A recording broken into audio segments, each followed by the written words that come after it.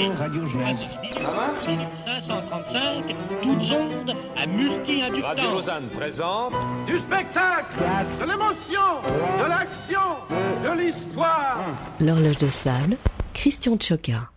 Bonjour. Un sacré bonhomme que ce Henri Rorda. Bien qu'il se fût donné la mort juste avant ses 55 ans, le 7 novembre 1925 à 6 heures du matin, dit-on, il aura tout de même éclairé ses contemporains, les romans de l'époque, sur leurs petits travers, leur conformisme, leurs mauvaises pensées. Les siennes étaient altruistes, progressistes, mais aussi assez noires, après les massacres de la Première Guerre mondiale. Les éditions Alia à Paris ont confié à Gilles Losseroy, professeur de littérature à l'Université de Lorraine, le soin d'éditer 201 chroniques que Rorda publia avec un humour formidable dans les quotidiens lausannois et genevois entre 1917 et l'année de sa mort, sous le nom de Balthazar. Une manne pour mieux faire connaissance d'un pédagogue libertaire doublé d'un ironiste salutaire. L'éditeur sera notre invité, de même que l'écrivain Jérôme Mézot, membre de l'association des Amis de Henri Rorda.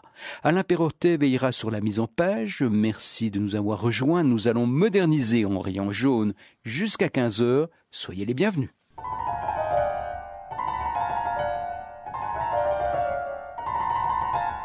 La bêtise humaine, voilà l'éternel danger. Que font les innombrables fonctionnaires à qui l'on a confié l'éducation intellectuelle des écoliers ? Après 50 ans d'instruction laïque et obligatoire, l'opinion publique a encore une sévérité stupide pour ceux qui ne se conforment pas à l'usage. Parce que, en s'instruisant, les êtres jeunes ne s'occupent pendant des années que de catégories, d'étiquettes, de formules, de cadres rigides et d'autres choses mortes. Ils resteront plus tard ahuris ou indignés devant les fantaisies, les innovations et la spontanéité des individus qui sont encore vivants.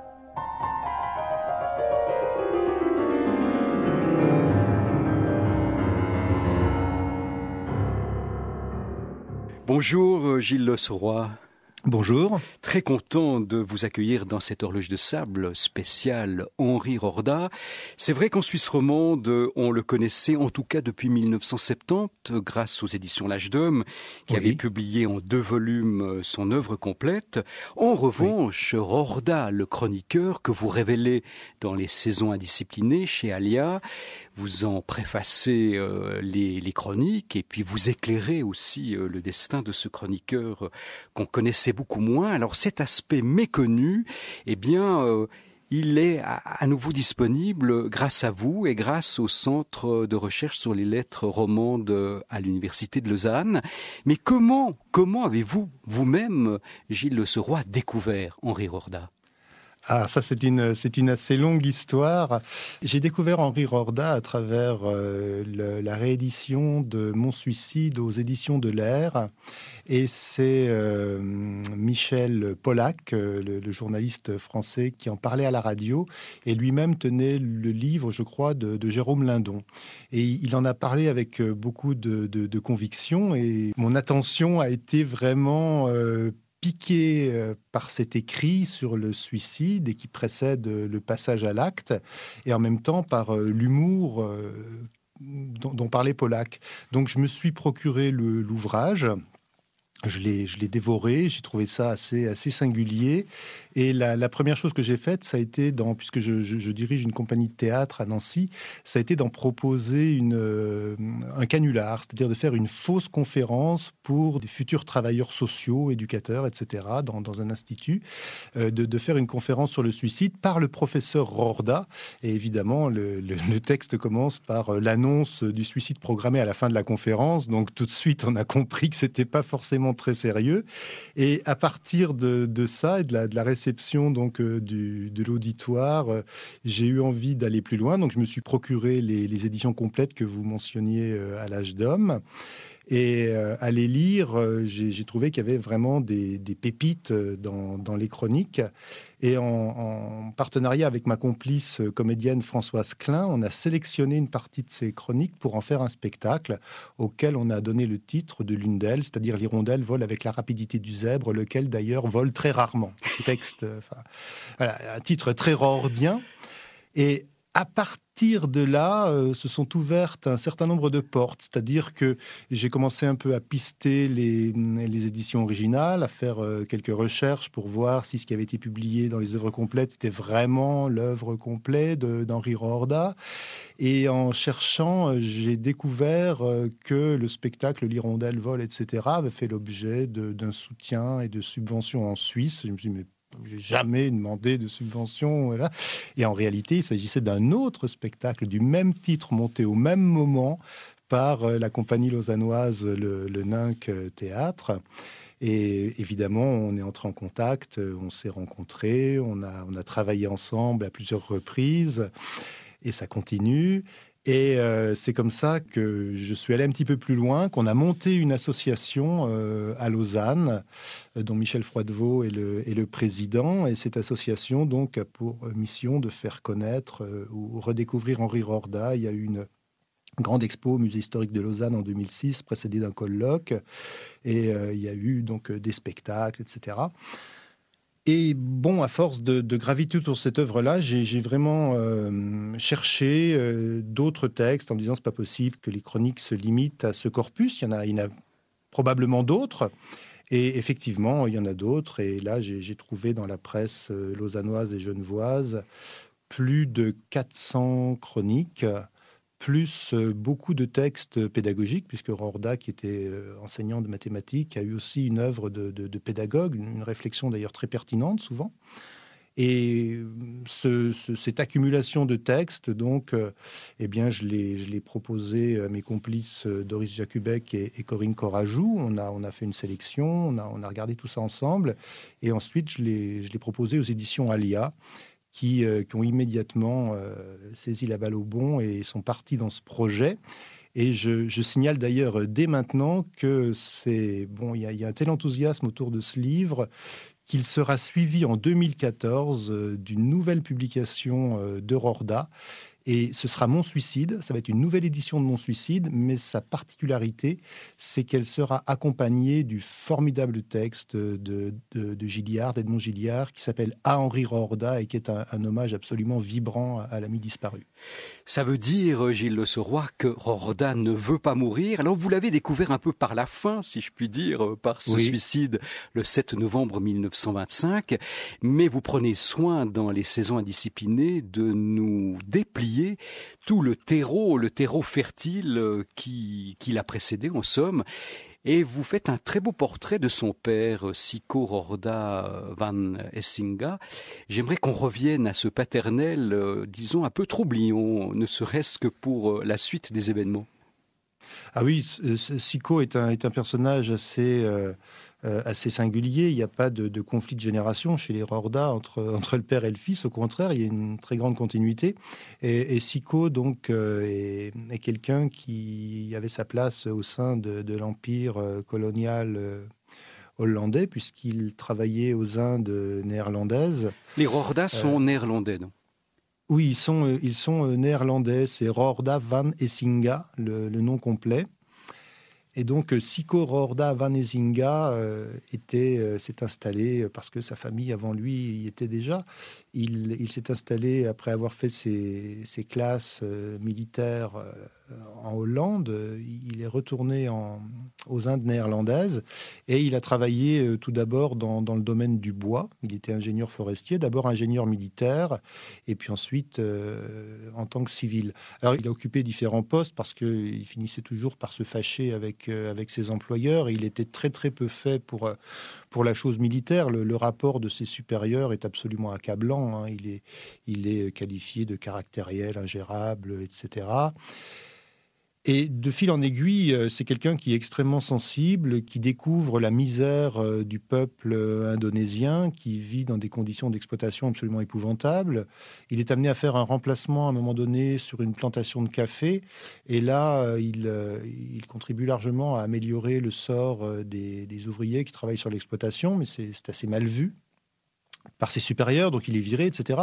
Et de fil en aiguille, il prend fait et cause, il se rapproche, disons, beaucoup des princes nationalistes, et il épouse vraiment totalement la cause de l'anticolonialisme.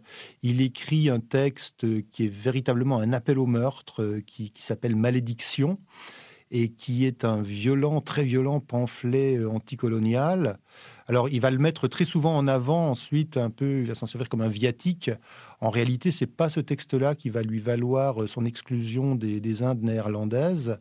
C'est sa prise de position pour mettre au grand jour le nom de quelques dignitaires hollandais qui ont trempé dans des affaires pas très propres sur place, qui sont corrompus, etc. Et bon, ça ne lui est pas pardonné, et donc il est renvoyé vers la mère patrie, mais il est déchu de ses droits, donc il ne peut pas y rester. Il va séjourner quelque temps en Belgique. Et là, c'est là qu'interviendra la naissance d'Henri. Et ensuite, il se rapproche, comme il est déjà largement engagé dans une voie très politique, il se rapproche de gens qui sont d'une sensibilité voisine, en particulier Élisée Reclus, quand il va aller s'installer donc à côté de chez Reclus, au bord du lac Léman.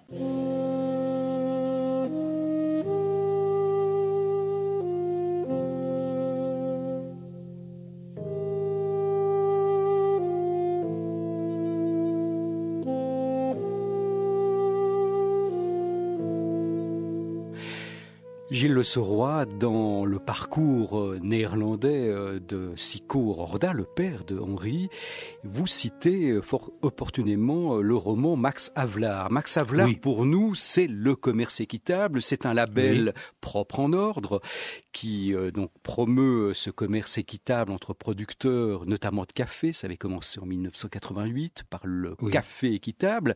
Mais Max Havelaar, c'est bien plus, disons, explosif que cela, et vous donnez justement une focale très intéressante sur ce roman signé Multatuli. C'est un pseudonyme. Est-ce que Sicko Roorda était très proche des préoccupations de cet auteur néerlandais qui a écrit Max Havelaar ?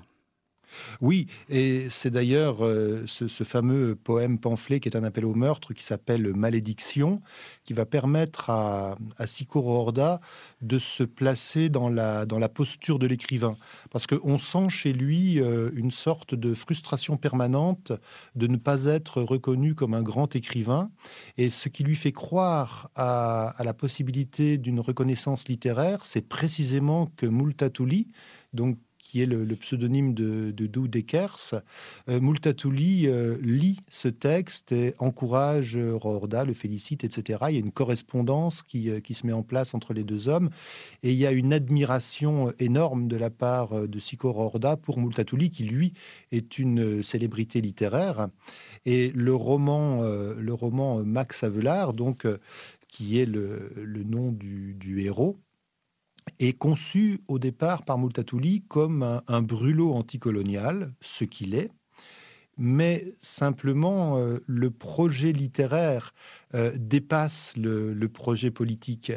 Et c'est un immense roman qui est très singulier dans la littérature du XIXe siècle, parce que c'est un roman à point de vue multiple, où le narrateur n'hésite pas, un narrateur n'hésite pas à ruiner le point de vue du narrateur précédent, où parfois on a des chapitres magnifiques, terriblement poignants, et puis dans le chapitre suivant, on a un narrateur qui vient nous dire « mais vous n'avez tout de même pas croire à ces bêtises-là, c'est complètement faux, c'est pas comme ça que ça s'est passé ».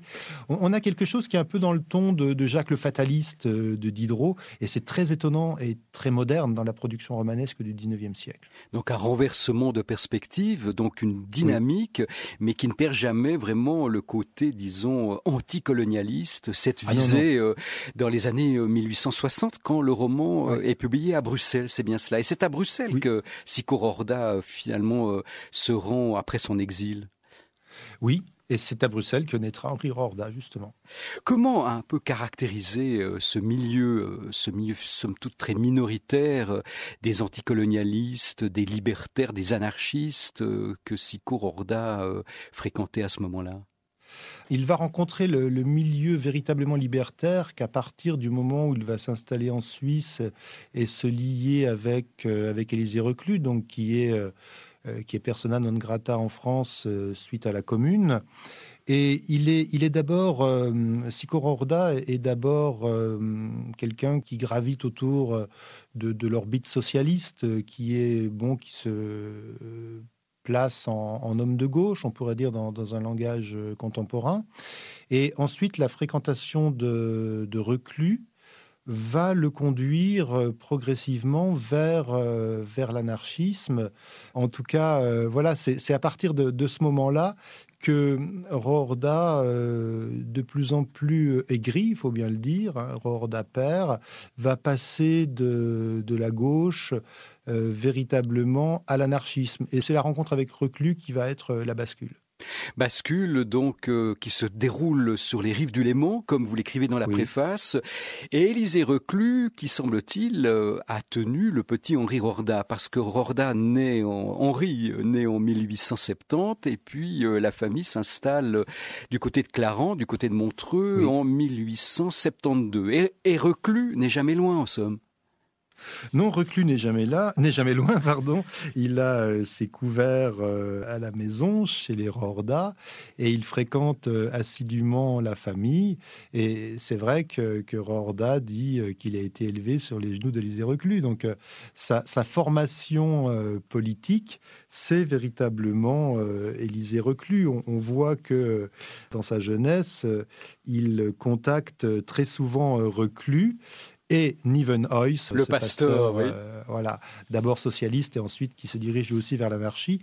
Donc le jeune Henri teste régulièrement ses convictions anarchistes auprès de Nieuwenhuis et auprès de Reclus, et il entretient une correspondance régulière avec les deux. Il leur fait lire ses textes et il s'empare de ce que lui a dit l'un pour le ressortir à l'autre et voir un petit peu comment ça va réagir. Il y a notamment toute la question du positionnement par rapport aux attentats anarchistes. Est-ce qu'il faut les cautionner ou pas? Est-ce que la fin justifie les moyens? Il y a aussi la carrière littéraire. Comme beaucoup de jeunes écrivains, j'imagine, Rorda a en projet un roman, donc il en envoie le plan à Reclus, lui demande des conseils. Et on voit très bien que voilà, cette correspondance se nourrit de cet échange triangulaire. Ce qui est particulier dans ce que vous développez ici, Gilles Le Serrois, c'est que ce petit milieu d'exilés, les anciens communards, les libertaires, les anarchistes... protestants aussi, il y a une culture vraiment commune, oui. Donc dans peut-être la mouvance évangélique, donc contre l'Église nationale en Suisse, bien ce petit cercle phosphore beaucoup, surtout au plan des idées, donc et pas de passage à l'acte, si je comprends bien. Il y a une grosse réflexion. Rorda père, donc Sicko, continue à publier des pamphlets dans des revues. Et la question du passage à l'acte est essentielle chez Henri, parce qu'il s'interroge beaucoup au moment des attentats de Ravachol. Alors, on voit que... Contre Sadi Carnot, contre le président. Contre Sadi Carnot, voilà, exactement. Voilà. Et il est très clair dans sa correspondance où il dit que finalement, les anarchistes qui pratiquent l'attentat, ce qu'on appelle à l'époque la propagande par le fait, n'ont pas plus de sang sur les mains qu'un Sadi Carnot qui tue indirectement, qui brasse de l'argent, qui provoque des scandales, etc. Comme président de la République. Comme président de la République, voilà. Il estime que le passage à l'acte n'est pas forcément à négliger. Alors, voilà, il fait part de cette réflexion à Reclus, qui lui est quand même beaucoup moins dans l'attentat et plus dans la propagande par la parole. Et Reclus estime que ça doit vraiment être le dernier recours. Et ensuite, Henri Rorda fait sienne cette position. Donc on voit vraiment que Reclus fait un peu figure d'oracle dans tout ça. Et finalement, Rorda va trouver sa place au sein du mouvement anarchiste à son tour en tant que théoricien d'une certaine manière, parce que sa place, il va la trouver à travers l'éducation.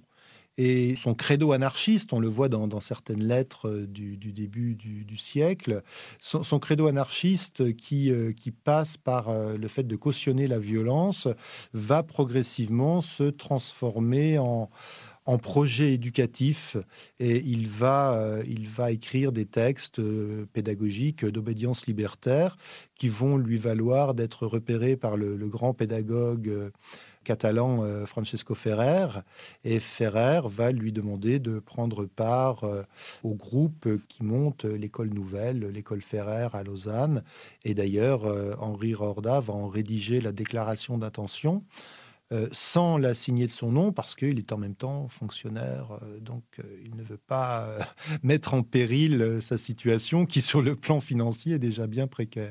Alors on reviendra sur l'usage des pseudonymes chez Henri Rorda, mais ce que vous avez ici, disons, soulevé, Gilles Le Sauroy, c'est quand même essentiel. Donc il y a un glissement, un adoucissement des positions peut-être radicales dans la jeunesse de Henri Rorda, mais surtout tout ce débat sur le passage à l'acte des révolutionnaires ou des libertaires, on le retrouvera quelques décennies plus tard, après mai 68 et Action directe. Donc on voit que c'est un chaudron qui remet déjà en cause le capitalisme après les positions anticolonialistes du père de Sicot. Un monsieur hargneux dont la signature est illisible m'écrit pour me reprocher le sans-gêne avec lequel je bourre le crâne de mes lecteurs. Il prétend qu'avant de traiter une question d'histoire ou de géographie, je ne me donne pas la peine de me documenter et que je laisse voir dans mes articles mon ignorance scandaleuse. Je me trompais grossièrement, paraît-il, en affirmant il y a quelques semaines que les charcutiers de Chicago nous envoient du lion fumé. J'ai eu également tort de dire que le gouvernement britannique a rendu obligatoire pour les bauchiments le port de la feuille de vigne. Mon correspondant ajoute qu'il n'y avait pas de marchands de journaux 30 000 ans avant l'ère chrétienne. Enfin, il prétend que sur la route qui va de Paris à Jérusalem, les croisés trouvaient des auberges nombreuses, ce qui les dispensait de mettre dans leurs sacs d'abondantes provisions de voyage. Sur un point, mon critique a raison. Avant de composer mes articles, je ne me documente jamais. Mon médecin, qui craint pour moi la fatigue cérébrale, me l'a interdit. Mais cela ne m'empêche pas d'accomplir consciencieusement ma besogne. Le jour où monsieur le directeur de la Gazette de Lausanne a bien voulu me confier les fonctions que je remplis dans ce journal depuis plus de 3 ans, il m'a fait comprendre très poliment que les questions difficiles seraient traitées par des gens plus instruits que moi. J'en convins tout de suite, je ne pouvais parler au public que des choses que tout le monde connaît. Je fus donc préposé à l'énonciation des vérités éternelles, si souvent oubliées aux époques de crise. Mon sévère correspondant ne l'a peut-être jamais remarqué, il arrive à des écrivains très érudits, qui n'allèguent que des faits solidement établis, de dire des choses profondément fausses. Dans mes articles, au contraire, il n'y a qu'une chose vraie, c'est le fond. Cela ne vaut-il pas mieux que l'érudition peu sûre de tant de pédants ? On est toujours plus ignorant qu'on ne le croit. Mon lâche anonyme ne sait sûrement pas ce que Vasco de Gama a dit dans le tome 2 de ses mémoires de la feuille de vigne des bauchiments. Moi non plus. Mais moi, j'ai du moins une idée juste. Je sais que la pudique Albion, en débarquant en Afrique, a dû être choquée par les nègres tout nus qui lui souhaitaient la bienvenue. Parlons des croisés. Comme un penseur obscur l'a remarqué, les grandes distances existaient bien avant l'invention du kilomètre. Je la vois d'ici, la route qui va de Paris à Jérusalem, et l'on essaiera vainement de me faire croire qu'elle était bordée d'auberges. Quoi qu'on prétende, le lausannois efféminé du XXe siècle contraste d'une manière saisissante avec le solide luron du Moyen-Âge qui partait à pied pour la Palestine avec un morceau de lard dans sa poche. Je ne puis m'empêcher d'éprouver pour ce héros une pitié fraternelle. Quant au lion fumé, je ne l'ai pas inventé. Un jour, au sommet de la Jungfrau, comme je venais d'offrir un peu de viande de Chicago à mon ami T qui revenait d'Afrique, il me dit « Elle a un goût de lion fumé ». Ce n'était peut-être que du bison, mais comment le savoir ? D'ailleurs, le journaliste ne doit pas se contenter d'être un historien. Il peut aussi jouer un rôle utile en préparant l'avenir. Il n'y a peut-être jamais eu de lion fumé avant la publication de mon article, mais grâce à moi, il y en aura peut-être après. Qui sait si l'un de nos malheureux compatriotes qui végètent au Transvaal ne va pas mettre mon idée en boîte et faire fortune. Le moi est haïssable, mais puisqu'on m'attaque, je me défends. J'ajouterai donc pour finir que mes articles n'ont rien d'héroïque et rien de dangereux. Si en Allemagne, en Autriche et ailleurs, on n'en avait jamais lu d'autres, la guerre mondiale n'aurait pas éclaté. Tout le monde ne pourrait pas en dire autant. Henri Rorda, Gazette de Lausanne, 22 mars 1923.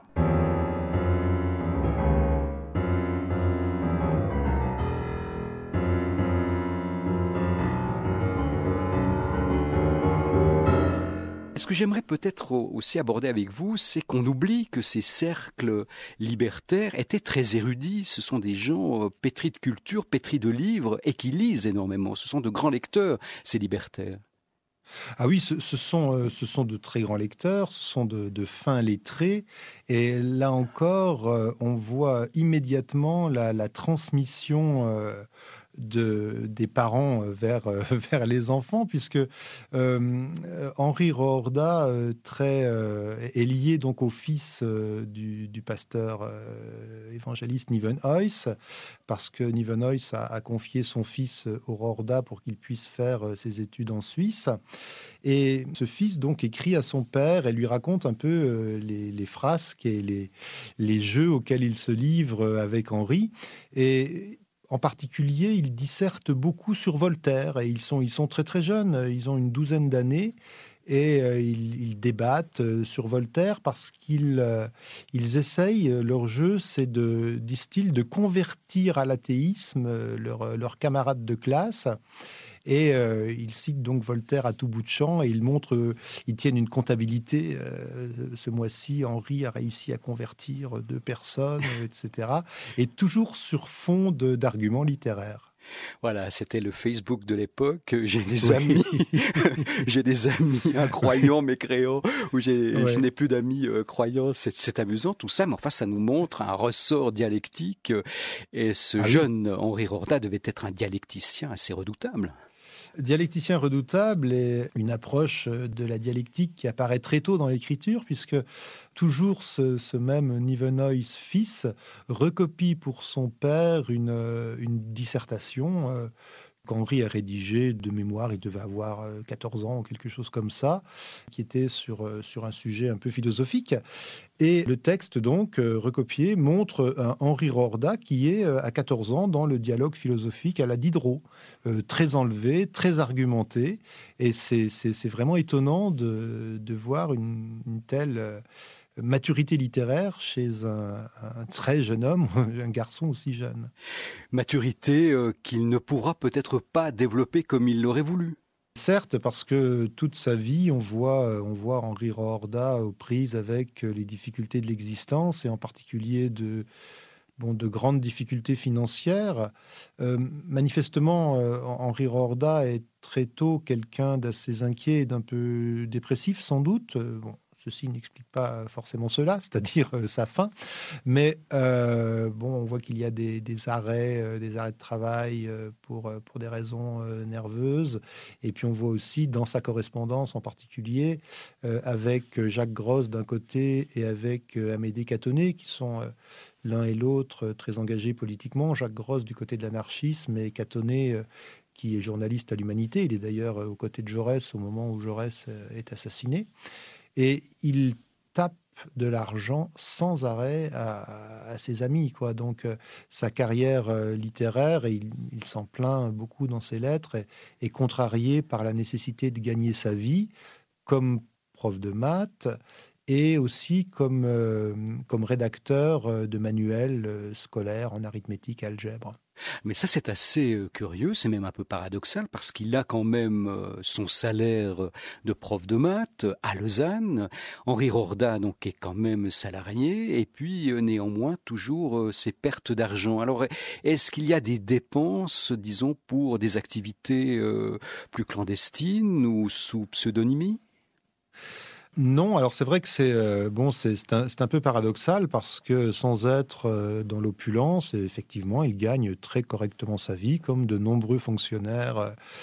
Et néanmoins, il n'a jamais d'argent. Alors, une chose qui est très coûteuse chez lui, et il l'avoue, en particulier dans Mon suicide, c'est son appétit pour les bonnes choses, qui est un appétit au premier degré, c'est-à-dire qu'il aime les très bons plats, il aime fréquenter les bons restaurants, il boit de plus en plus. Sur la fin de sa vie, sa femme écrit à des amis où elle se plaint qu'elle ne peut pas boucler son budget parce que Henri boit tout, quoi, quasiment.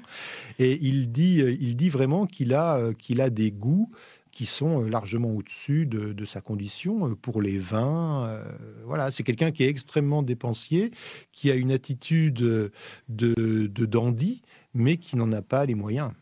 Qui n'a pas vraiment ses moyens, on le comprend bien, mais Gilles Le Seuroy, à partir de là, on voit qu'il y a cette dépendance, peut-être cet échappatoire vers la bonne chère pour lutter contre des tendances mélancoliques.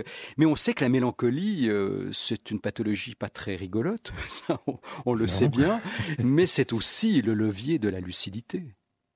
Et oui, Henri Rorda fait partie de ces humoristes qui sont de grands désespérés. On pourrait parler de Chaval, on peut parler de Desproges. Le caricaturiste Chaval, oui. Oui, qui s'est suicidé aussi. Exactement, voilà. Il y a un taux de suicide assez élevé parmi les humoristes. Et bon, on connaît bien la fameuse maxime, l'humour est la politesse du désespoir, mais c'est pas faux. Néanmoins, il parvient, dès les années 1910, à écrire, à réfléchir sur la pédagogie, c'est ce que vous nous indiquiez tout à l'heure, Gilles Le Seuroy. Et là, disons, il y a une perspective qui le dynamise, qui semble vraiment soulever en lui de grandes capacités à penser l'éducation de son époque. Et puis je dirais, il y a son expérience de terrain, ce pensum d'enseigner aux jeunes filles les mathématiques. Ça ne devait pas être très facile.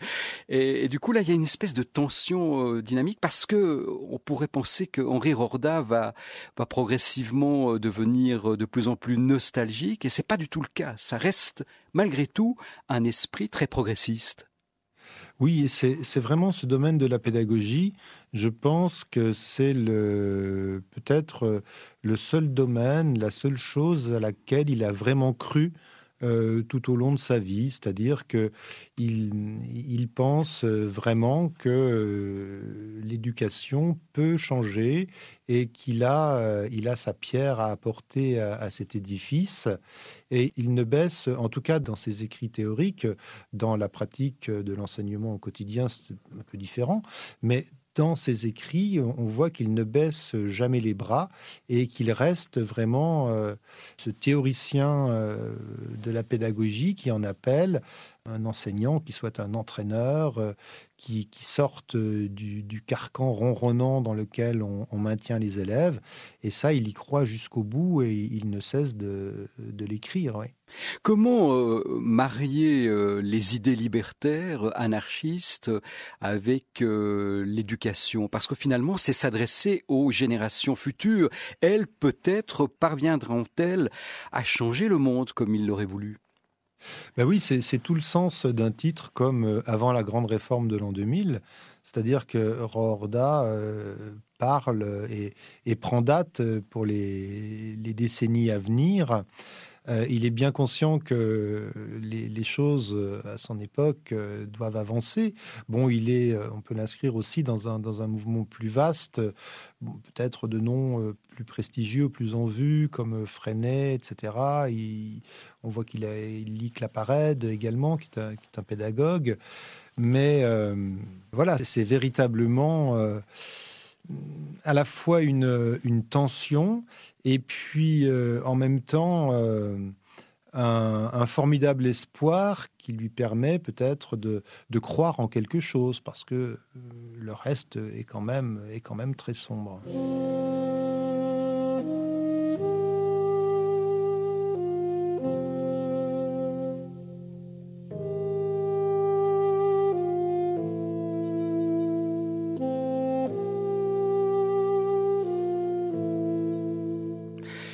Pacifiste, libertaire, on l'a dit, Gilles Le Seuroy. Alors comment Henri Rorda va-t-il traverser, bien qu'en Suisse, comment va-t-il traverser cette déflagration mondiale qui a été la Grande Guerre?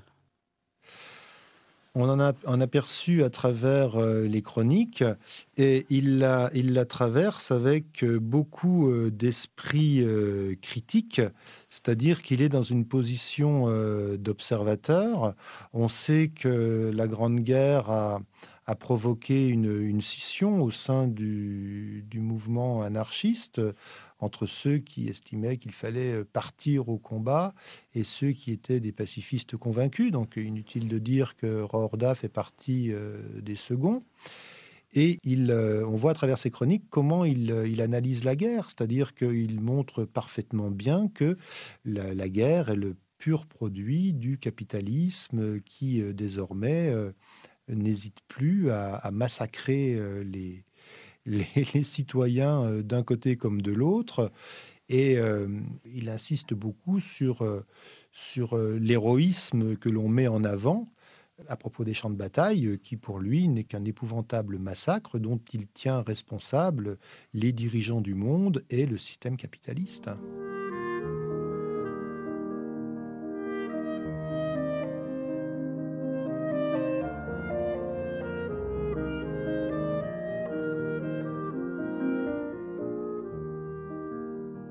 L'humanité semble bien décidée à ne pas mourir.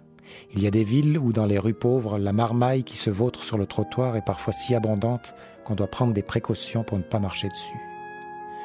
Les hommes ne trouveraient sans doute pas des raisons intelligentes pour justifier leur entêtement. S'ils continuent, c'est par habitude. Mais la question n'est pas là. Puisque nous voulons encore condamner à la vie des centaines ou des milliers d'innocentes générations, qui pour le moment sont dans un état de repos absolu, nous devrions, en songeant à elles, avoir quelques scrupules. Je ne demande pas qu'on prépare leur bonheur, car c'est sans doute impossible. Le mécréant que je suis proteste simplement contre cette idée répandue par de lugubres résignés que la lutte pour la vie est inévitablement une corvée déprimante et que le devoir de chacun est quand même de la faire durer. Il y a des corvées utiles, des corvées nécessaires. Celles-là, nous devrions les accepter avec bonne volonté et si possible avec bonne humeur. Mais il faut que notre travail quotidien produise de la joie. S'il ne réjouit personne, à quoi bon continuer ? Je dis que les hommes ne sont pas joyeux. J'en vois déjà une preuve dans le grand nombre de ces fêtes bruyantes que nous promettent les affiches collées contre les murs. Les êtres heureux se passent fort bien des distractions et du vacarme. D'ailleurs, observez attentivement les visages. Le plus souvent, les promeneurs du dimanche sont mornes et soucieux. Monsieur et madame marchent sans rien se dire, l'un à côté de l'autre. Ils s'embêtent. Toutes les 3 minutes, les 2 gosses qui les accompagnent reçoivent une réprimande salutaire. Et même dans les endroits brillants où l'on va pour s'amuser, bien des fois j'ai eu pitié de tous ces demi-élégants dont la vie intérieure est trop pauvre pour qu'il y ait de la spontanéité dans leurs gestes et de la chaleur dans leur voix. Les âmes joyeuses sont rares. On devrait enseigner la joie aux êtres jeunes. L'être humain n'invente pas grand-chose. Il sait surtout ce que les autres lui ont appris. Il faut lui apprendre à marcher, il faut lui apprendre à parler. Il serait incapable de sourire si autrefois des visages souriants ne s'étaient pas penchés sur son berceau. Puisqu'il existe des méthodes éducatives qui ont pour effet d'assombrir et de déprimer l'enfant, il doit en exister d'autres qui mettraient de l'ardeur dans son âme et qui lui procureraient le contentement d'esprit. Ce contentement pourrait devenir à la longue une habitude. Les pédagogues ont la prétention d'enrichir l'intelligence de leurs élèves, d'accroître leur force. Est-ce que normalement la conscience de ce progrès ne devrait pas être accompagnée chez l'écolier d'un sentiment agréable ? Mais on insiste trop sur ses défauts inévitables et pas assez sur ce que la nature a mis en lui de précieux. Oh, le problème ne sera pas facile. Il y a peut-être dans la vie un fond d'irrémédiable tristesse que finissent par découvrir tôt ou tard ceux qui vieillissent. Mais c'est précisément pour cela qu'il faut mettre les hommes en mesure de tenir aussi longtemps que possible. Notre manque de joie est le signe d'une défaite. Il prouve que nous vivons mal.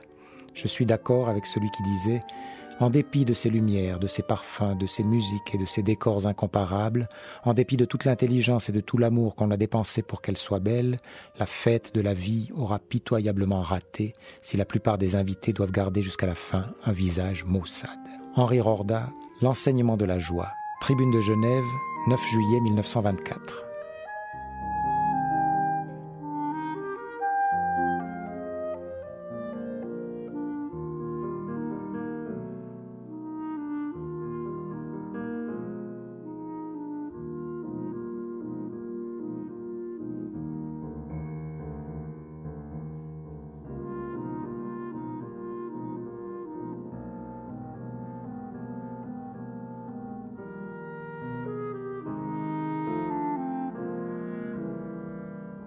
Eh bien, après cette deuxième chronique lue par David Maestri, signée, semble-t-il, Henri Rorda, nous allons plutôt parler, Gilles Le Soroy, de Balthazar. Oui. Alors, c'est vrai qu'il y a ce pseudonyme de Balthazar. Alors, bon, Balthazar, c'est la légende du roi Balthazar. Longtemps, j'ai cru, quand je n'avais pas eu connaissance du texte dans lequel dans les Almanachs Balthazar, justement, dans lequel il explique l'origine de ce pseudonyme, longtemps, j'ai cru qu'il s'agissait de Grimaud de la Reynière, qui s'appelait de son de son prénom complet, Alexandre Laurent Balthazar, je crois. Et comme Rorda est un très fin gastronome, mais que ça revient très souvent sous sa plume, je pensais que Balthazar était une allusion à Grimaud de la Reynière, mais pas du tout. C'est vraiment le roi de Babylone qui est visé par ce pseudonyme. Et visé par Rembrandt, tiens, un autre Hollandais, peut-être. Il y a là un lien. Bien sûr. Un tableau fameux que vous citez. Oui. Et alors, bon, Balthazar apparaît surtout apparaît uniquement dans les chroniques, puisque les textes pédagogiques sont signés Henri Rorda van Essinga. Par contre, les chroniques et le théâtre sont signés Balthazar. Pour se cacher, j'imagine. Oui, pour se cacher, parce que on voit très bien dans sa correspondance qu'il doit être très prudent. Maintenant, il arrive un moment où Balthazar, quand même, est très connu. Il a un lectorat régulier à Lausanne, à Genève, etc. Il y a un courrier des lecteurs qui en témoigne. Bon, il y a plus lieu de se cacher. Tout le monde sait très bien qui est Balthazar. On sait que c'est Henri Rorda, mais pendant longtemps, il va se cacher. Et ce pseudonyme existe bien avant les chroniques, c'est-à-dire que donc avant 1917. Oui, avant 1917, il cherche à placer quelques textes, notamment des fables à l'humanité, par l'intermédiaire d'Amédée Catonnet, qui signe Amédée Dunois. Et il insiste bien, surtout, met bien Balthazar, dit bien Balthazar. Et bon, je n'ai plus les dates précisément en tête, mais on est dans les années 1910, je crois, donc bien avant l'existence en tant que chroniqueur du Balthazar qu'on va connaître par la suite. Un Balthazar donc qui apparaît en Suisse romande de façon alors un tout petit peu plus souterraine dès 1913, si je vous ai bien lu, Gilles Le Soroy, voilà, et qui alors signe sa première chronique dans la Tribune de Lausanne, sauf erreur, en 1917, on le disait. Oui. Et là alors, c'est pendant 8 ans jusqu'à sa mort en 1925, un festival, un véritable festival ou une féerie littéraire, et c'est précisément ce que vous avez rassemblé dans les saisons indisciplinées. Alors le choix, Gilles Le Soroy, le casse-tête, 420 chroniques, certaines étaient très datées ou très contextualisées. Vous en avez retenu 201, toutes plus savoureuses les unes que les autres. Alors comment vous y êtes-vous pris ? Par couche d'évacuation successive, par condensation, très douloureuse. Voilà, c'est un peu ça. C'est-à-dire que, comme je vous l'ai dit, dans un premier temps, on a travaillé à 3 avec Doris Jacubek et Karine Corajou. Et voilà, on a fait une sélection commune en annotant et en retenant ce sur quoi on était absolument d'accord tous les 3. Et puis, à partir de là, on a dégagé un corpus où il y en avait quand même plus de 300. Et l'éditeur, évidemment, m'a demandé de faire un choix un peu plus pointu, parce que le volume est déjà considérable. Il fait 430 pages. Voilà, et c'est d'ailleurs vraiment tout à l'honneur des éditions Alia de lancer un livre d'un auteur aussi peu connu, un livre aussi dense, aussi épais, et en ayant le toupet de surcroît de noter en 4e de couverture une citation de Rorda, puisque la vie est courte, les livres devraient être minces. Oui, mais voilà, c'est lui être fidèle dans l'esprit, quoi. Ah oui, là il y a un humour éditorial qui est tout à fait fidèle à l'auteur. Dans mes archives, j'ai une petite section qui s'appelle Chute de luxe, qui sont les dernières chroniques que j'ai supprimées la mort dans l'âme pour tenir dans ce format. Et la sélection s'est faite, comme vous l'avez dit, en fonction de du contexte. Il y a des choses aujourd'hui qui ne nous parlent plus beaucoup, en fonction aussi de l'universalité, pour ne pas dire de l'actualité des textes de Rorda, et puis aussi avec le désir d'offrir un panorama sur l'ensemble des thématiques abordées par Rorda, et elles sont très vastes. Alors justement, donc cet éventail lui permettait d'aiguiser sa plume redoutable, un ironiste tout aussi redoutable. Mais alors il a, ce Balthazar, un sens de l'observation sur les petits travers de l'époque. Et l'époque, c'est la fin de la Première Guerre mondiale et les années 20, avec un souci d'anticiper, où on retrouve vraiment son sens de l'humanité. Parce que c'est pas un méchant, Rorda. Non, c'est pas méchant, c'est quelqu'un qui est bienveillant. Il manie l'humour noir, certes, il est dans l'ironie, c'est vrai, mais ce n'est pas un méchant, ce n'est pas quelqu'un qui prend plaisir à distiller un venin, pas du tout. Il y a une très très grande bienveillance dans le regard qui est porté sur l'humanité, oui. Alors, comment caractériser un petit peu ces chroniques? Parce qu'il y a tout de même des thèmes, des obsessions qui reviennent chez lui. Et puis, il y a des attentions. On pourrait dire, il est factuel puisqu'il écrit chaque semaine dans la Tribune de Genève, dans la Tribune de Lausanne, dans la Gazette de Lausanne, Gilles Le Seroy. Mais il y a toujours, disons, des thèmes qui lui sont chers et qu'il aimerait, disons, pas imposer, mais qu'il aimerait, disons, développer avec ses lecteurs. Donc, il y a une base continue chez lui. Il y a une base continue, il y en a plusieurs, même il y a des choses qui sont vraiment récurrentes. Il y a la question de l'argent qui est très présente, qui revient régulièrement, la question du paraître, l'être et le paraître, la question du rapport à l'autre, du regard porté sur l'autre, en particulier sur la différence. Il y a un très beau texte qui s'appelle, je crois, « Assis par terre », où il raconte à quel point il était stigmatisé par les agents de la force publique parce que, ils étaient avec un ami assis par terre, ça ne se fait pas, c'est pas convenable. Et au-delà de ça, on voit tout le regard qui est porté sur celui qui est ou qui se comporte de manière différente. Et ça, c'est quelque chose qui est très présent. On va peut-être s'arrêter, si vous me permettez. On s'arrête sur cette chronique, parce qu'effectivement, avec un ami, ils attendent le tram à Lausanne, quand il existait encore. Ils attendent le tram, on est dans les années 1920, et puis il n'y a pas de banc, donc ils s'asseyent en philosophe, en quelque sorte, comme ça, au coin du platane, en attendant le tram, et puis les gens les regardent, il y a un attroupement, mais que sont ces deux qui se sont vautrés sur le trottoir, un agent de l'ordre évidemment les interpelle et puis il veut leur infliger une contravention, et tout ça va déclencher chez lui toute une réflexion sur le conformisme ou le non-conformisme. Oui. Donc c'est formidable, mais il y a le style. Alors peut-être on va maintenant développer quelle plume il était. Il y a vraiment un style, quoi. Ça, et c'est pour ça aussi que très vite, il m'est venu à l'idée de porter ces textes au théâtre. Il y a un style, Rorda, il y a vraiment une maîtrise de la langue. Il y a un goût pour l'archaïsme, il y a un goût pour la belle phrase bien tournée, la belle sentence. Et d'ailleurs, il n'en est pas dupe, puisque parfois, il se vante lui-même, interpellant le lecteur, disant on ne dira plus désormais que je n'ai plus de style quand on voit que je suis capable d'écrire des phrases comme ça. Il y a, parmi les bases continues que vous évoquiez, il y a aussi toute une réflexion sur l'écriture et sur la place de l'écrivain. Et il y a une musique Rorda. C'est vraiment des textes qui sont formidables à lire et aussi à entendre, parce que c'est fait pour être dit également, Rorda.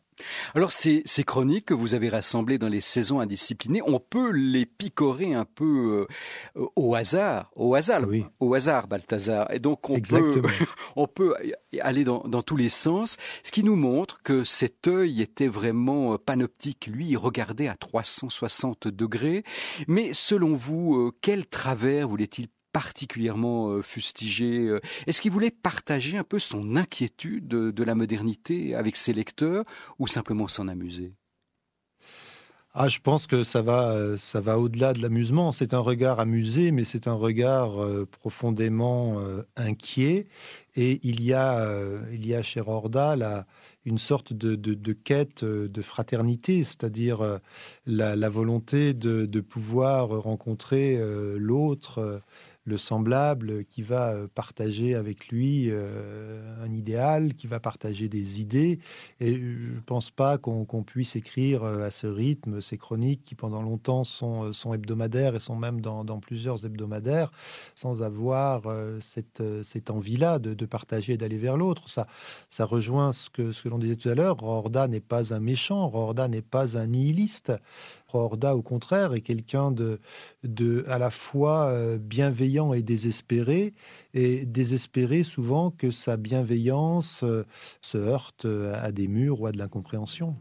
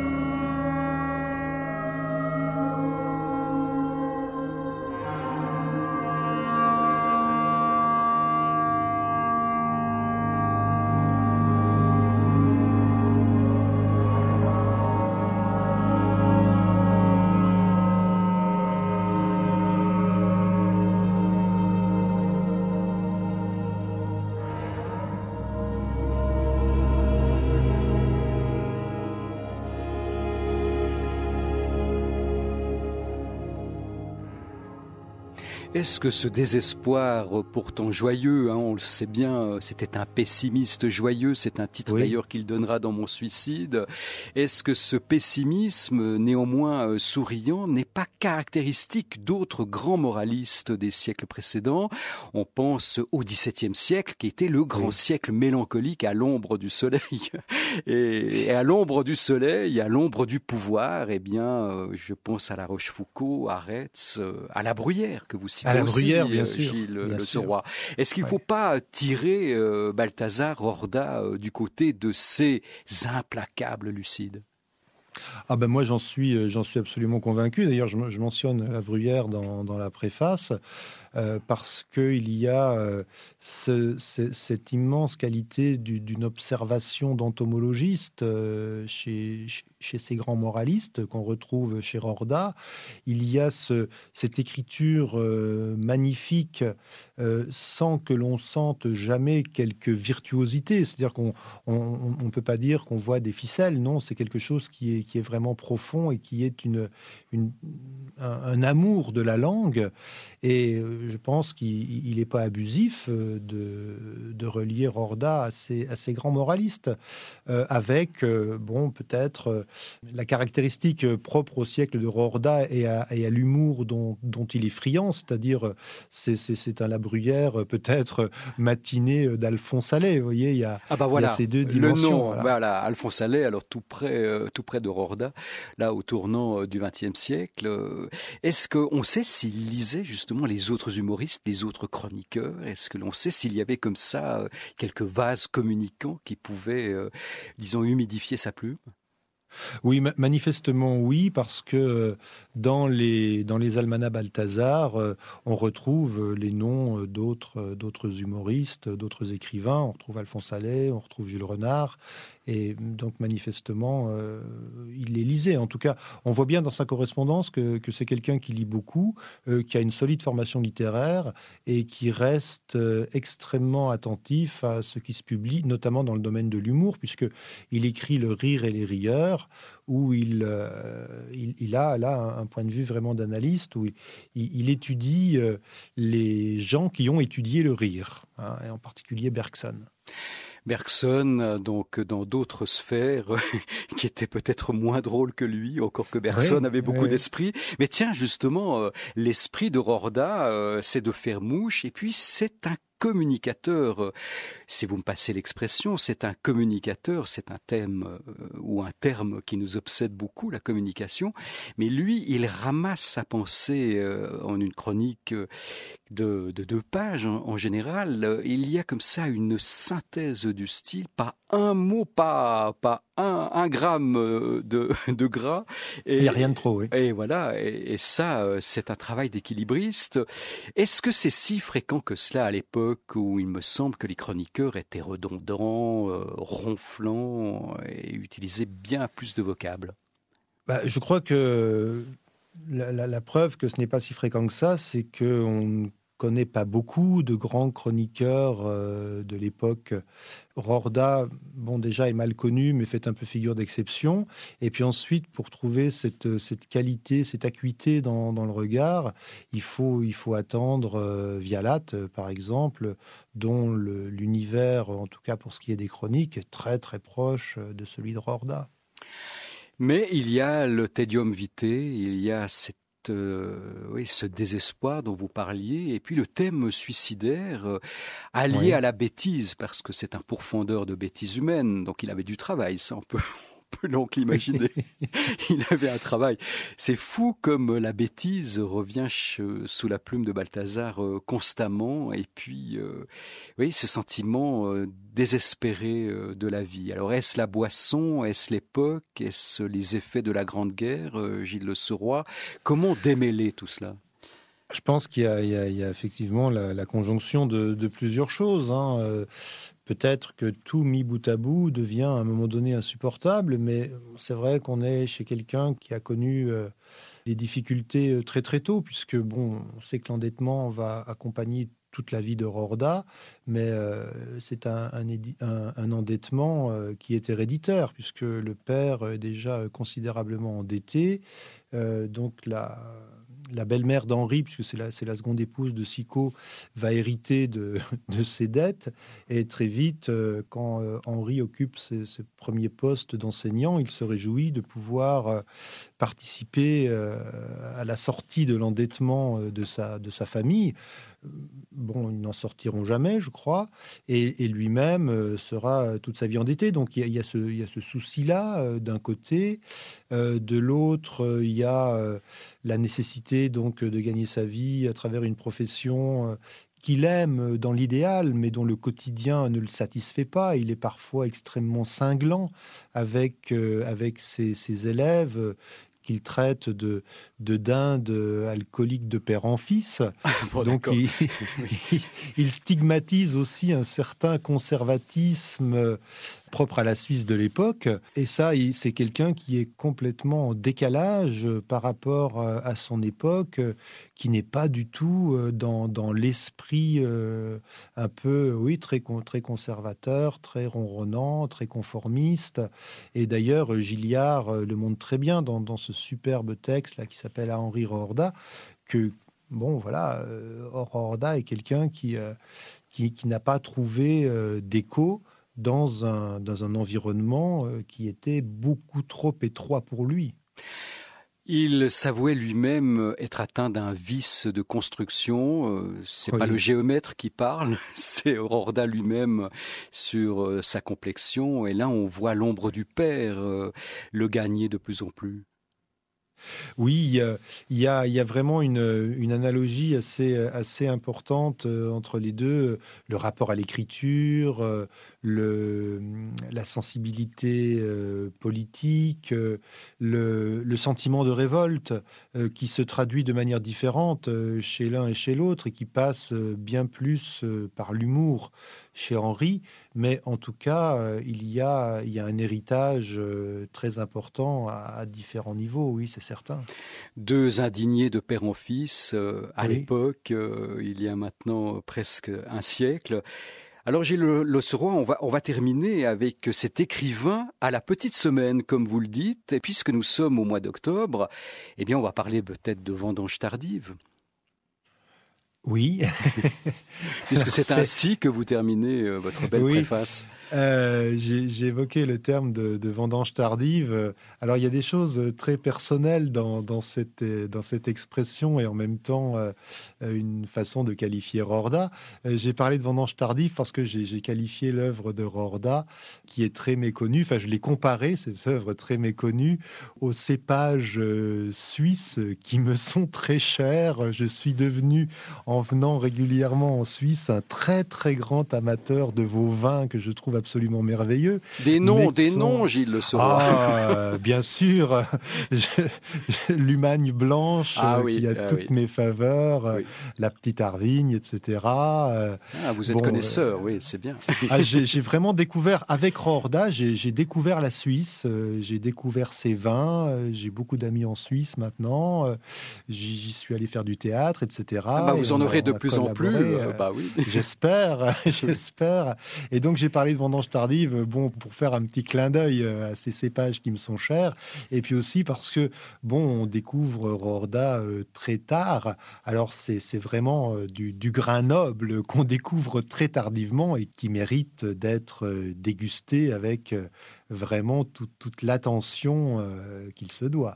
Donc Henri Rorda, Balthazar, un bouquet qui reste longtemps en bouche, en somme. Ah oui. Et vraiment, les témoignages que j'ai de lecteurs qui découvrent Rorda sont assez unanimes, quoi. C'est vraiment un choc et c'est quelque chose qu'on aime reprendre, retrouver, sans vouloir attirer trop le projecteur sur mes activités. Mais si je prends l'exemple du spectacle L'Hirondelle vole avec la rapidité du zèbre, etc., ça fera bientôt 20 ans qu'on le joue et qu'on le tourne avec Françoise Klein, et avec des périodes d'interruption, bien sûr, mais chaque fois qu'on le reprend, on a l'impression de retrouver quelque chose qui a mûri avec nous et qui est encore plus savoureux. Et pourtant, ce sont les mêmes textes qui nous accompagnent depuis 20 ans et on a sans cesse ce plaisir renouvelé et sans cesse ces nouvelles découvertes qui nous viennent à travers ces textes. Exactement, comme un cépage exceptionnel. Oui. Merci beaucoup, Gilles Le Soroy, d'avoir partagé avec nous dans cette horloge de sable votre passion pour Henri Rorda.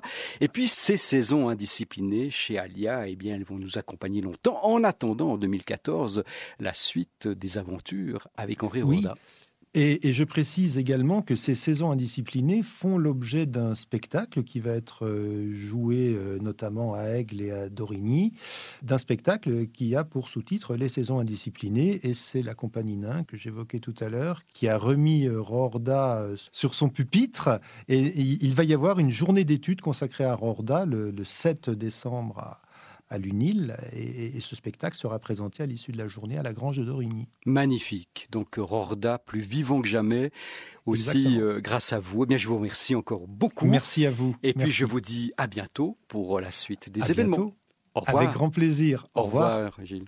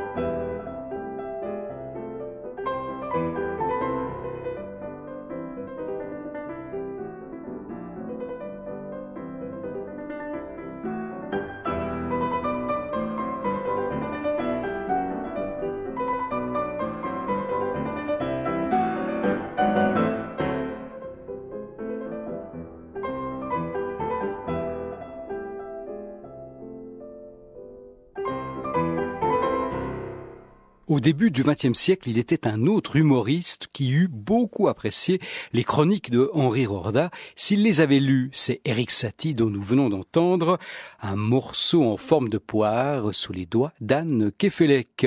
Et puis Rorda a laissé aussi quelques traces, notamment sur Radio Lausanne, par la voix d'Alfred Guéry, qu'il avait bien connu, le 12 avril 1940, avant de retrouver Jérôme Mézot, qui est membre de l'association des amis de Henri Rorda. Ça fait beaucoup d'amis, et on en est plutôt content dans cette horloge de sable. Je voudrais aujourd'hui vous parler d'un écrivain de chez nous, Balthazar. Le professeur Henri Rorda, c'était son vrai nom, a laissé quelques ouvrages, petits par le nombre de pages, mais pleins de substantifiques moelles. Il y avait deux hommes en Balthazar, l'humoriste et le réformateur. Un sceptique bienveillant et un créateur, mélange qui paraît bizarre au premier abord, mais qui s'explique fort bien, le second étant né des expériences du premier. Dans « À prendre ou à laisser », il écrit « Si je ne suis pas trop vieux quand la guerre se terminera, il s'agit de l'autre guerre, je ferai mettre dans les journaux une annonce ainsi conçue. Balthazar, professeur d'optimisme. Consultation le lundi, le mercredi et le vendredi de 2 à 5. Se rend à domicile. Analyse des cas de conscience. Arrangement pour famille.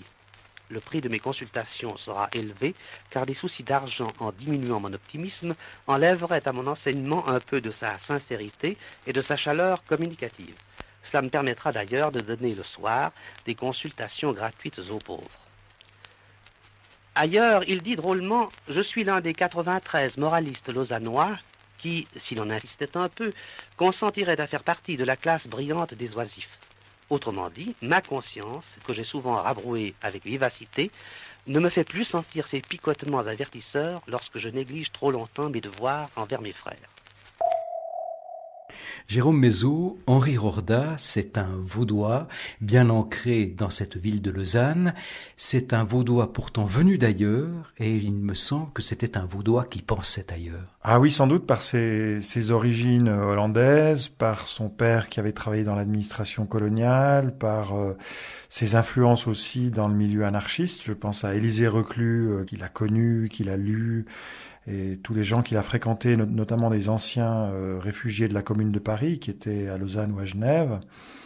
Donc c'est un personnage dont le système de pensée s'est élaboré au contact des migrants, de gens qui ont voyagé, au contact de ces milieux anarchistes et pacifistes. Donc c'est vraiment quelqu'un qui a amené ici, dans le canton de Vaud, une manière de voir les choses qui était inattendue, un peu scandaleuse parfois, mais comme il le formulait toujours de manière humoristique et doucement insolente, il n'a pas provoqué non plus de gros scandales, je crois.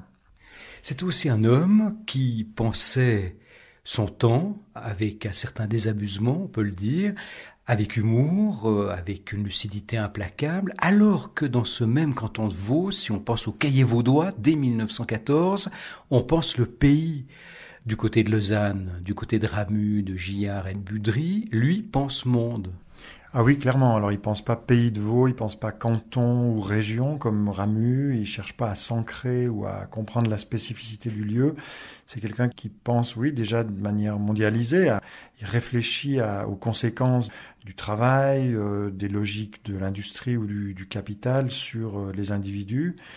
Moi, ce qui me touche chez lui, c'est que c'est une sorte de perdant magnifique, c'est-à-dire que c'est cette génération des pacifistes, des anarchistes et pacifistes qui ont été en quelque sorte blessés par la guerre de 14-18, qui ont été, disons, choqués par cette guerre, qui avaient lutté pour que cette guerre n'ait pas lieu, et qui se sont rendus compte, après le carnage de 1914-18, que tous leurs idéaux s'étaient en quelque sorte évaporés, que le pacifisme avait perdu, et qui regarde le monde avec une sorte de désenchantement, de nostalgie et d'humour un peu sardonique quand même chez lui, en faisant le portrait de ses idéaux perdus. C'est frappant, en lisant ces chroniques réunies dans ce volume aux éditions Alia, les saisons indisciplinées, de voir que dans le désabusement, encore une fois ce mot revient, chez Henri Rorda, dans ces chroniques, il pense la régression du monde en se centrant beaucoup sur le corps, et il fait souvent des allusions à la pilosité, à l'animalité, à la régression. L'homme était un quadrumane qui a peine à devenir bipède. Il y a beaucoup d'idées sur la régression chez lui. Oui, on a l'impression qu'il y a une mise en doute de cette croyance dans le progrès qui avait été partagée par beaucoup de mouvements à la fin du 19e et qui sans doute s'est brisée sur l'écueil de la guerre 14-18. Donc déjà, une première remise en question de ces croyances. J'ai l'impression qu'il fait le portrait quasi ethnographique dans ces petites chroniques qui souvent effectivement sont situées à Lausanne ou dans les petites villes de la région. Il fait le portrait quasi ethnographique de situations, de personnes, souvent des personnes qui subissent leur sort, que ce soit les femmes, que ce soit les enfants, que ce soit les écoliers, les travailleurs, et il les voit avec une certaine tendresse comme victimes d'injustice ou de domination qu'ils ne peuvent pas contester. Et Roorda les regarde avec cette tendresse de celui qui n'adhère pas au monde tel qu'il est, qui ne veut pas en rajouter sur le réel. Et qui ne rajoute jamais une pointe de méchanceté. L'ironie est constante, mais il n'y a pas vraiment de méchanceté par rapport à cette humanité. Il la regarde, mais il ne la regarde pas non plus sous une loupe. Il la regarde en étant vraiment conscient de lui appartenir. Absolument, il s'implique aussi dans ce qu'il dit. Il y a une auto-ironie très forte de Roorda sur lui-même, un humour sur ses faiblesses, qu'on retrouve jusque dans son tout dernier texte, Mon suicide. Donc c'est pas du tout quelqu'un qui juge les autres avec cruauté. Il s'envisage comme membre de la communauté, il en décrit les travers et il se décrit lui-même dans ses travers. Depuis longtemps, je me promets d'écrire un petit livre que j'intitulerai « Le pessimisme joyeux ». Ce titre me plaît. J'aime le son qu'il rend et il exprime assez bien ce que je voudrais dire. Mais je crois que j'ai trop attendu. J'ai vieilli. Il y aura probablement dans mon livre plus de pessimisme que de joie. Notre cœur n'est pas le thermos parfait qui conserverait jusqu'à la fin, sans rien en perdre, l'ardeur de notre jeunesse. La perspective de mon suicide, très probable et assez prochain, m'enlève d'ailleurs par moments tout ce qui me reste de bonne humeur. Il faudra que je fasse des efforts pour que le contenu de mon livre soit conforme à son titre. Après réflexion, je me dis que pessimisme joyeux est une expression qui pourrait faire hésiter quelques acheteurs. Ils ne comprendront pas. Mon suicide sera un titre plus alléchant. Le public a un goût prononcé pour le mélodrame. Je voudrais que mon suicide procurât un peu d'argent à mes créanciers. J'ai donc songé aller voir Fritz, le patron du Grand Café. Je voulais lui dire « Annoncer dans les journaux une conférence sur le suicide par Balthazar et ajouter en caractère gras « Le conférencier se suicidera à la fin de sa conférence ».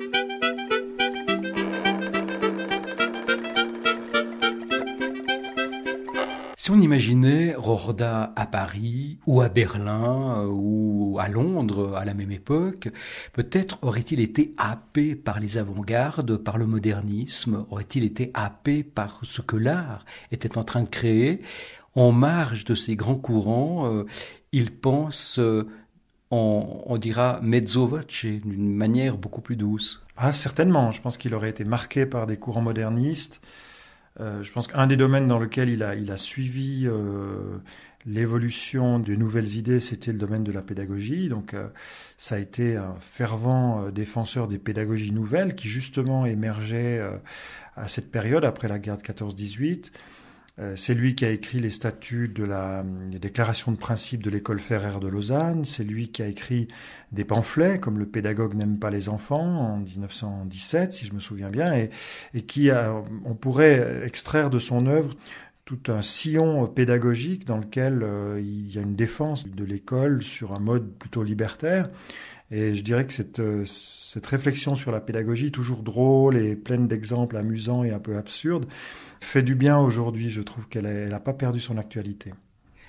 Alors ce courant libertaire très important pour comprendre Roorda était très puissant dans les montagnes neuchâteloises à la fin du XIXe siècle. Ce fut vraiment un courant qui épousait l'anarcho-syndicalisme. Qu'est-ce qu'il en reste dans le Pays de Vaud et à Lausanne dans les années 1920 ? Alors ça, je dois dire que je connais assez mal ce sujet, donc je peux pas développer. Mais en tout cas, il y a un milieu libertaire qui existe. Il y a des gens qui se rencontrent. Il y a quelques feuilles ou petits journaux qui sont publiés, dont certains publient les chroniques de Roorda. Mais c'est un milieu très minoritaire, surtout après la guerre de 14. Et je crois que Roorda était sur ce plan-là, en Suisse romande, un homme relativement isolé, même s'il avait des contacts internationaux qu'on saisit dans sa correspondance. Mais en Suisse romande, je ne crois pas qu'il avait des interlocuteurs en grand nombre. Était-il néanmoins considéré pour son apport littéraire en Suisse romande ? Je ne crois pas qu'il ait vraiment été perçu comme un écrivain sur le mode littéraire. Il a été perçu comme un humoriste, il a été perçu comme un essayiste, comme un fantaisiste. Son nom était connu puisqu'il publiait dans les revues. Il a publié aussi donc des choses dans les cahiers vaudois. Dans ce que j'ai lu, en tout cas, il ne me semble pas qu'il y ait eu une réception proprement littéraire. Est-ce qu'il en a été déçu ? Je ne sais pas. Ce que je sais, en tout cas, c'est que son tout dernier texte, Mon suicide, a vraiment la teneur d'un grand texte littéraire, à la fois par l'ampleur rhétorique, la sincérité, la finesse du style. C'est vraiment de la grande littérature au seuil de son départ. Un styliste qui épure son langage et qui le rend tellement moderne, si vous me passez l'expression, Jérôme Mézot, qu'on le lit aujourd'hui comme un chroniqueur qui aurait pondu son texte hier. Il y a donc une anticipation par l'écriture de tous les thèmes de la société d'alors qui font mouche et qui nous étonnent et qui nous entraînent.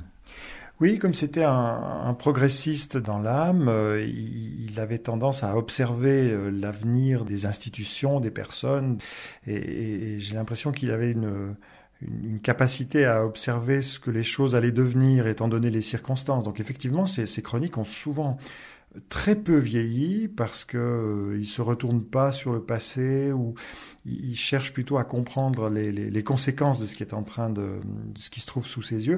Et puis il y a un élément qui s'ajoute à tout ça, c'est l'humour qui fait que cet humour avec cette légère distance colore tout le texte constamment et nous implique affectivement dans ce qu'il nous raconte. Et ça aussi, je pense que ça a contribué à faire de ces textes quelque chose qui échappe un peu au temps, à son époque.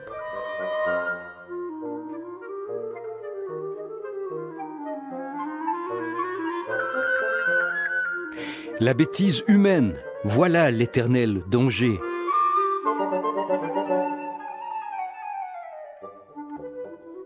Ne pensez-vous pas que Roorda, c'est un peu l'équilibriste qui a, en anticipant, comme vous le dites, qui a tenu une position proprement intenable, ambivalente, à la fois anticiper tout ce que la modernité va provoquer de catastrophes, ou en tout cas de désillusions, et puis à la fois s'en amuser. Et vous le dites bien, c'est un pessimiste, optimiste, c'est quelqu'un dont l'équilibre était pour le moins instable.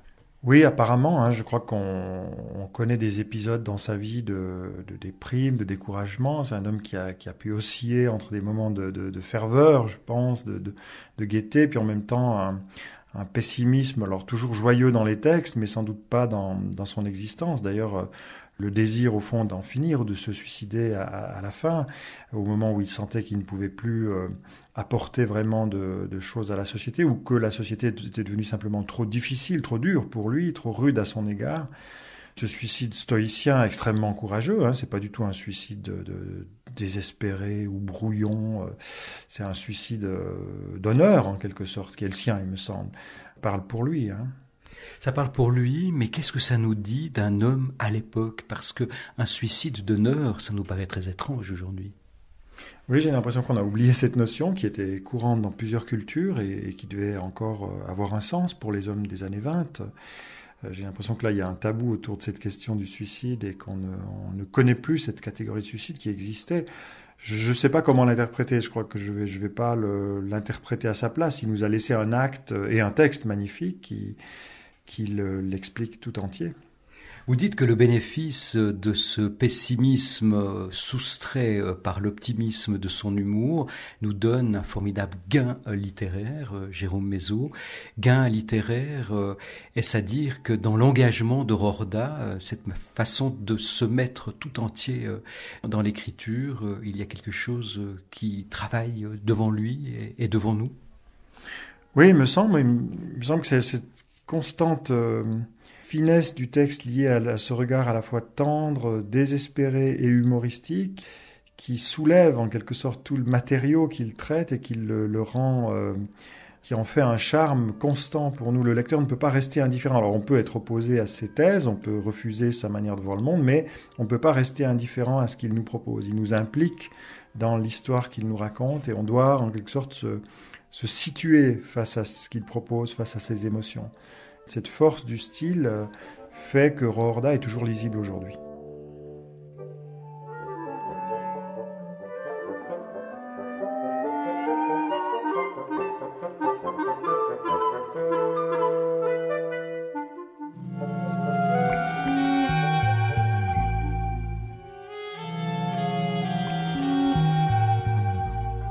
Tu avais le don de faire naître le rire.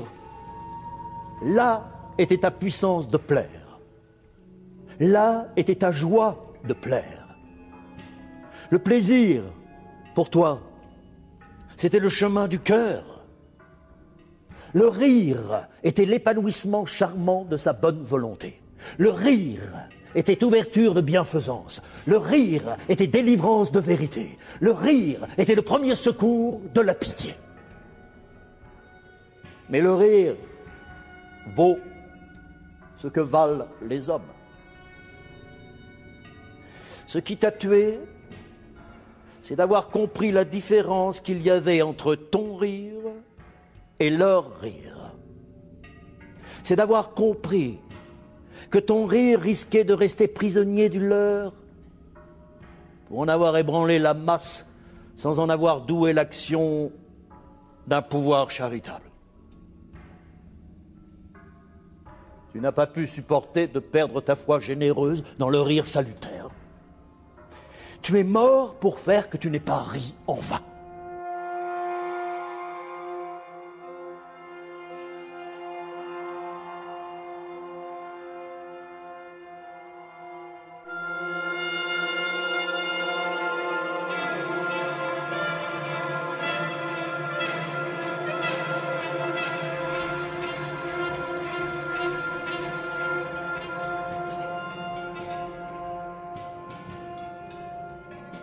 Tu t'es tué. Tu t'es tué. Est-ce toi que tu as tué? Il t'avait fait Balthazar, mais tu étais Rorda. Tu sentais bien qu'il fallait sauver Rorda. C'est Balthazar que tu as tué, mais pour que Rorda vive. Seule ta mort pouvait restaurer ta solitude et en absorber l'épouvante dans une acceptation souveraine. Tu as assumé ta solitude. Tu en as réintroduit l'autorité dans ta parole publique. Tu as ainsi produit le sens de ta vie et délivré ce qui était plus fort que la mort, par le témoignage même de ta mort.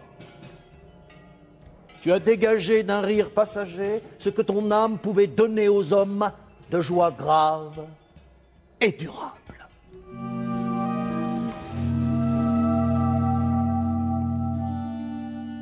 Et c'est par la voix du comédien Jacques Roman lisant Edmond Gillard en hommage à son ami Henri Rorda. C'était lors de l'exposition au musée historique de Lausanne qui se tenait au printemps 2009, relayée sur Espace 2 par Sonar. Oui, c'est avec ce bel hommage que se termine l'horloge de sable dans cette édition spéciale pour saluer la publication des Saisons indisciplinées, les chroniques de Rorda sous le nom de Balthazar. Un beau volume édité par Alia à Paris par les soins du Centre d'études littéraires de l'Université de Lorraine et du Centre de recherche sur les lettres romandes de l'Université de Lausanne sous la direction de Gilles Lecerroy, mon invité, avec Jérôme Mézot, tous deux amoureux des proses décapantes de ce drôle de chroniqueur, qui a tiré toutes les conséquences d'une vie parfois insupportable en se tirant une balle dans le cœur le 7 novembre 1925. Les lectures de 2 chroniques de Balthazar étaient assurées par David Mechtry et Paul-André Demière, la technique par Philippe Gap en duplex de Nancy et Alain Perrotet à Lausanne. Et je vous rappelle que le 7 décembre prochain, l'UNIL, l'Université de Lausanne, justement, organisera une journée Rorda avec le spectacle autour des saisons indisciplinées. La semaine prochaine, nous retrouverons la suissitude de Martin Hoyle en pays Valser, c'est-à-dire en reportage au Tessin, dans les Grisons un peu et en Valais, et puis dans un très bel album de photographie.